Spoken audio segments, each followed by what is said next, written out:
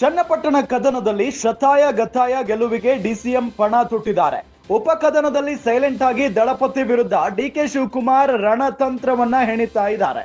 By election ಗೆಲುವಿಗೆ ಕ್ಷೇತ್ರ ನಾಯಕರ ಜೊತೆಗೆ ಡಿಕೆ ಶಿವಕುಮಾರ್ ಗೇಮ್ ಪ್ಲಾನ್ ರೂಪಿಸಿದ್ದಾರೆ. ಕನಕಪುರದಲ್ಲಿ ಜನಸ್ಪಂದನ ಸಭೆ ಬಳಿಕ ಡಿಸಿಎಂ ಮಹತ್ವದ ಮೀಟಿಂಗ್ ನಡೆಸಿದ್ದಾರೆ. ಬೆಂಗಳೂರು ದಕ್ಷಿಣ ಜಿಲ್ಲೆಯ ನಗರಸಭೆ ಪುರಸಭೆ ನಾಯಕರೊಂದಿಗೆ ಸಭೆಯನ್ನ ನಡೆಸಿರೋದು ಬಿಜೆಪಿ ಜೆಡಿಎಸ್ ಕಿತ್ತಾಟದ ಲಾಭ ಪಡೆದುಕೊಳ್ಳೋದಕ್ಕೆ ಬಂಡೆ ಕನಕಪುರದ ಬಂಡೆ ಈಗ ಮುಂದಾಗಿದೆ.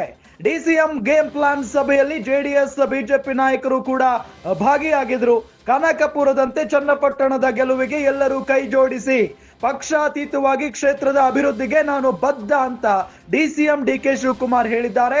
ಅಭಿವೃದ್ಧಿ ನೆಪದಲ್ಲಿ ವೋಟ್ ಬ್ಯಾಂಕ್ ಹೆಚ್ಚಳಕ್ಕೆ ಡಿಸಿಎಂ ತಂತ್ರ ಹೂಡಿದ್ದಾರೆ. ಬಂಡೆ ಗೇಮ್ ಪ್ಲಾನ್ಗೆ ಬಿಜೆಪಿ ಜೆಡಿಎಸ್ ನಾಯಕರು ಈಗ ತಂಡ ಹೊಡೆದಿದ್ದಾರೆ. ಚನ್ನಪಟ್ಟಣ ಉಪಕದನದ ಗೆಲುವಿಗೆ ಡಿಸಿಎಂ ಡಿಕೆ ಶಿವಕುಮಾರ್ ಪಣ ತೊಟ್ಟು ನಿಂತಿರೋದನ್ನ ನಾವು ಗಮನಿಸ್ತಾನೆ ಇದ್ದೀವಿ. ಈ ಮೊದಲಿನಿಂದಲೂ ಕೂಡ ಕಾಂಗ್ರೆಸ್ನಿಂದ ಯಾರು ಅಭ್ಯರ್ಥಿ ಆಗ್ತಾರೆ ಅನ್ನೋ ಕುತೂಹಲದ ಪ್ರಶ್ನೆ ಇದ್ದೇ ಇತ್ತು. ಮೊನ್ನೆ ಪತ್ರಕರ್ತರು ಯಾರು ಸರ್ ಬೈ ಎಲೆಕ್ಷನ್ಗೆ ಚನ್ನಪಟ್ಟಣದಿಂದ ಅಭ್ಯರ್ಥಿ ಆಗ್ತಾರೆ ಕಾಂಗ್ರೆಸ್ನಿಂದ ಅಂತ ಕೇಳಿದಂತ ಸಂದರ್ಭದಲ್ಲಿ ನಾನೇ ಅಭ್ಯರ್ಥಿ ಅಂತ ಡಿಕೆ ಶಿವಕುಮಾರ್ ಅವರು ಹೇಳಿಕೆಯನ್ನ ಕೊಟ್ಬಿಟ್ಟಿದ್ದಾರೆ. ಆದ್ರೂ ಕೂಡ ಇನ್ನೂ ಕೆಲ ಕಾಲ ನಾವು ಕಾಯಲೇಬೇಕು, ಇನ್ನೂ ಅನೌನ್ಸ್ ಆಗಿಲ್ಲ ಅಲ್ಲಿ ಯಾರು ಅಭ್ಯರ್ಥಿ ಆಗ್ತಾರೆ ಅಂತ ಹೇಳಿ.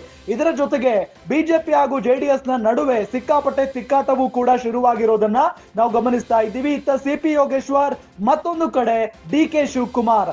ಹಾಗಾಗಿನೇ ಅಲ್ಲಿ ಹೊಡೆದಾಟ ಬಡದಾಟ ಇದ್ದೇ ಇದೆ.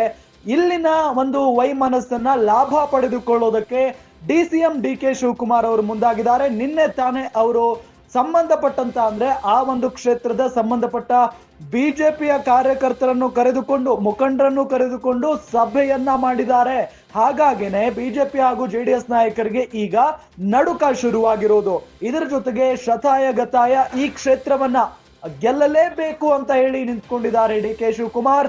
ಬಿಕಾಸ್ ಬೆಂಗಳೂರು ಗ್ರಾಮಾಂತರ ಕ್ಷೇತ್ರದಲ್ಲಿ ತಮ್ಮ ಸಹೋದರ ಡಿಕೆ ಸುರೇಶ್ ಅವರನ್ನ ಬಿಜೆಪಿ ಮತ್ತು ಜೆಡಿಎಸ್ ನಾಯಕರು ಬಲೆ ಹೆಣೆದು ಸೋಲಿಸುವಲ್ಲಿ ಯಶಸ್ವಿಯಾದ್ರು.